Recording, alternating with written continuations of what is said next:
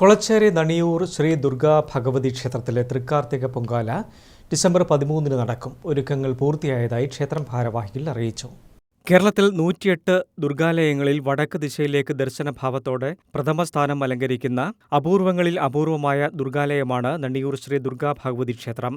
ദുർഗാഭഗവതിയുടെ സന്നിധിയിൽ ഈ മാസം 13 തൃക്കാർത്തിക പൊങ്കാല സമർപ്പിക്കുവാൻ നാടിന്റെ നാനാഭാഗത്തു നിന്നും നൂറുകണക്കിന് സ്ത്രീകൾ ഈ വർഷവും ക്ഷേത്രത്തിലെത്തും.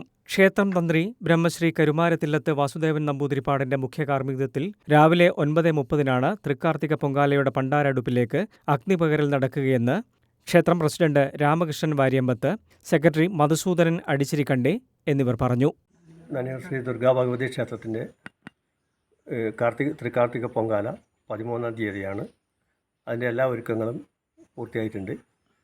അപ്പോൾ ഇനി എന്താണെന്ന് വെച്ചാൽ, അതായത് നമ്മുടെ ഈ ക്ഷേത്രം 108 ദുർഗാലയങ്ങളിൽ പ്രധാനപ്പെട്ട ക്ഷേത്രമാണ്. അത് വടക്കോട്ട് ദിശയായിട്ട് അല്ലെങ്കിൽ മുഖമായിട്ടുള്ള ഒരു ക്ഷേത്രമാണ്.